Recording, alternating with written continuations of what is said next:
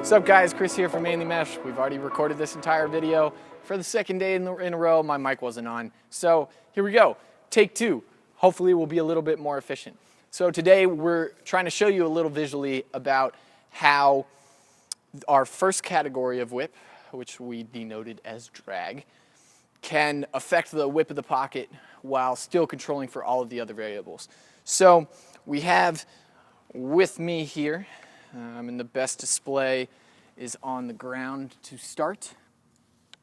We have three different width channels, and how we basically define drag is how much the sides of the mesh are holding the ball. So on the left, as Sam just showed you, was a stick with the widest channel, the least amount of drag. Right in the middle would be more what we call a Goldilocks channel, trying to hug the sides of the ball.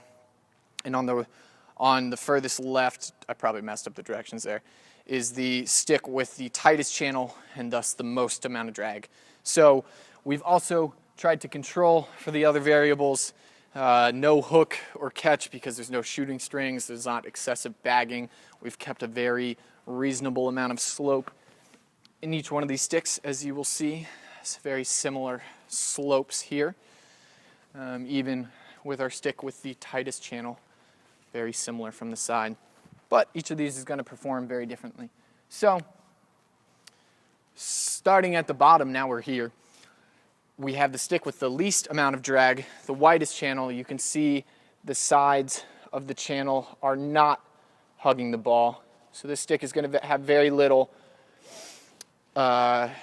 coefficient of kinetic friction as the ball's passing through the pocket, and should throw pretty high. So I'm going to shoot a few shots aiming at the crossbar. You can see I can kind of get a feel for it by just passing first. But once I start getting into more of my shot motion, I'm sailing. Oh, I got the ball out. That ball's been stuck up there for like 3 days. So I'm shooting overhand, very normal motion. Even if I'm trying to add a little bit more whip and shortening my motion, I'm sailing it at least 4 feet. Sometimes all the way up to 12 if I'm really trying to shoot.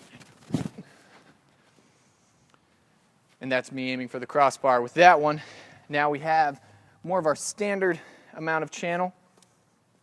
So you'll see here the ball is hugging the sides of the mesh, but not overly so.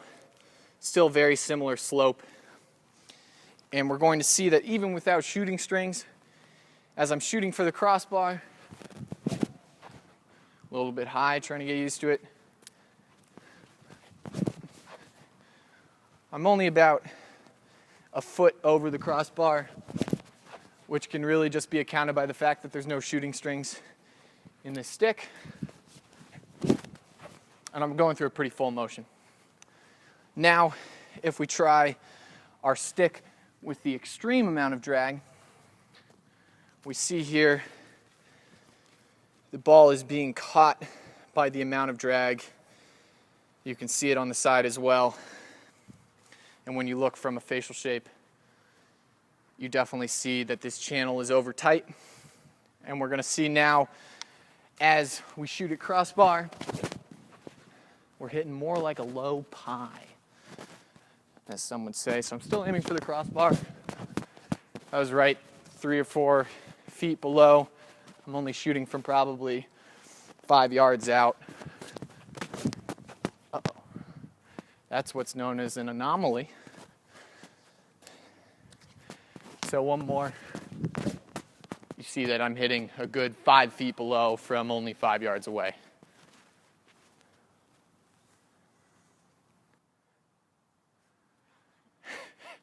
So, hey, back at me. I can't snap with my finger. So basically what we're trying to say is that when you maximize any one of these categories, it can account for a lot of whip. So we've tried to maximize the drag here. And you can see that if you don't get the coefficient of the drag correct, you can have too little whip, too much whip. That's the first of 5 steps. The next, we believe, is hook. But the verdict is still out for next week. Thanks so much. I think that's really it.